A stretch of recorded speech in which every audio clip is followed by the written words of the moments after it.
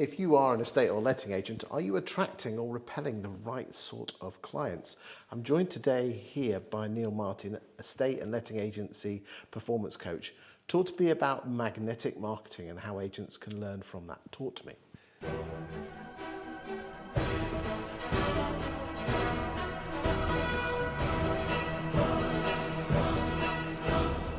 Okay, Chris, so think about magnet for a minute. What do most people think of when it comes to marketing? Attraction. Attraction. That's one end of a magnet. What does the other end of a magnet do? It repels. It pushes things away. And so here's the big question. Does your marketing do the same?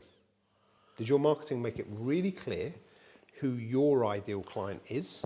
Well, it's interesting. If you look at most estate agency marketing, it's landlords or lettings. Landlords wanted, or vendors wanted, or tenants wanted. I want every house from £2 million to £100,000 shitty flat and everything in between. Yep, exactly. But you can't do that. It doesn't work very well, does it?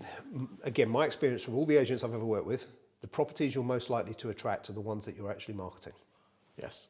Because people will go and look and they'll go, what kind of stock do they have now? They sell houses like mine. Am I the right fit? Exactly that. You know, I've just seen they've sold or they've let, you know, these 15 houses. Is that representative of the house that I've got that I'm trying to sell or put a tenant in? And if the answer is no, I'll go to one that is, okay? But like you say, so many people are like, well, you know, yeah, if you're looking for a tenant, we got loads of tenants, okay? Or yeah, if you're looking to sell your house, we sell houses, we sell flats, we sell homes, okay? But how specific are you? And how desirable do you make yourself? You know, there's a reason some of the most expensive brands in the world have waiting lists.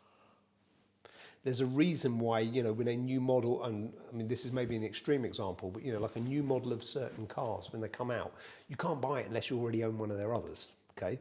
Now, I'm not for 1 minute suggesting, you know, that agents are turning around and going, yeah, no, we won't sell your house unless we've already sold one for you. That would be ludicrous. But what you can do is make yourself desirable. So there's certain criteria of if you want to work with us. You know, we have certain expectations around what a house is for us to sell it.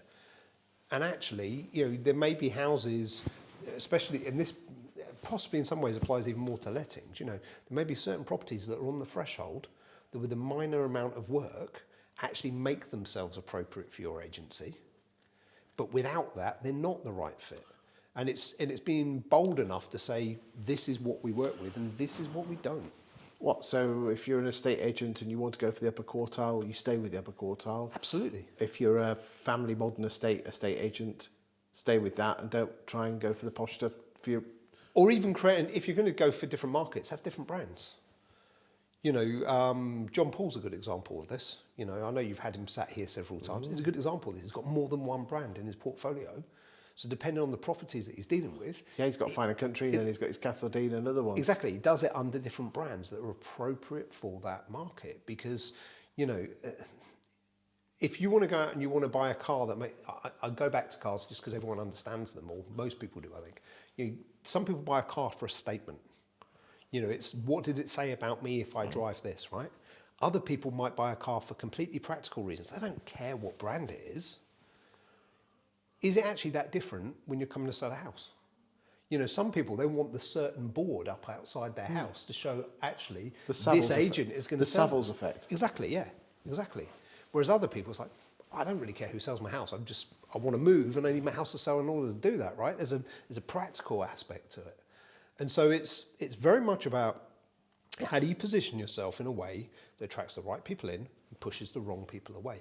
You know, how do you put enough content out there that qualifies these are and it may not even be the types of property, it might also be the type of landlord if you're doing lettings, for example. You know, if you don't want a let-only service, tell people, you know, we no longer offer that and stick to it.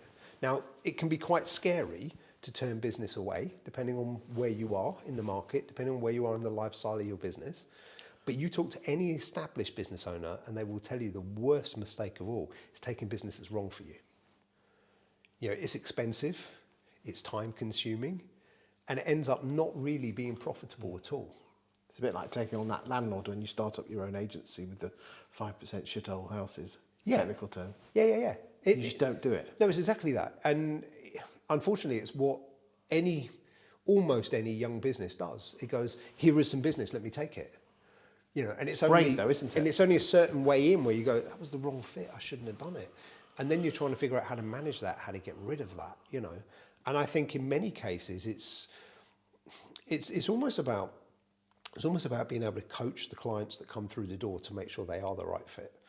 But before they even come through the door... Well, that starts with your marketing though, doesn't it? Exactly, that's what I'm saying. Before they even come through the door, you know, are you right for us or are you not? You know, take your business for an example as well, Chris. You know, when it comes to working with agents and writing their content for them and stuff like that, some agents are going to be a really good fit for you, others are not. Yeah, I had someone who was slagging off another agent, so I decided not to work for them. Yeah, exactly. Not And that's, again, that's the kind of thing that, you know, if you put your messaging out there clearly, that basically says, hey, look, you know, if you want to get into a competition war where you're having to go at all of your local competitors, we're not the right business for you. However, if what you want to do is educate vendors, landlords on the local property market, on what it's like to live in your local area, blah, blah, blah, blah, blah, blah, then actually we can help. Yeah, and that's all it is. And it's the same thing. If I'm an agent, it's, hey, look, you know, we specialise in homes for these types of people, or we specialise in these types of properties.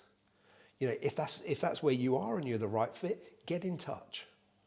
And you don't even have to say, oh, and we don't do anything else. Because guess what? Occasionally you might. But tell people the thing you do, and they'll be attracted to that, and they'll be naturally pushed away if they're too far outside the parameters that you specify. Could you almost be as blunt and say, I don't want to do business with these sort of people, or was that too blunt? I think it's okay. I think it's a brave move, and you know, they say fortune favours the brave, right? Yeah. But sometimes it can be scary to be brave. Yeah, it's almost counterintuitive, isn't it? You know, the courage comes from the scary moments, and sometimes turning something away to allow something better to come up, you know, can be a really scary thing to do. But if you take every bit of business that shows up at your door and it's the wrong business, you won't have the capacity to deal with the right business. You know, so sometimes it's just about sticking to your guns, and it's also about, it is that thing about understanding your numbers and your business model that says, hang on a minute, you know, the right property, what's that worth to this business? How many of the wrong properties does it take to get to that? What's the resourcing? Fascinating insight. Thank you very much. Thank you, Chris.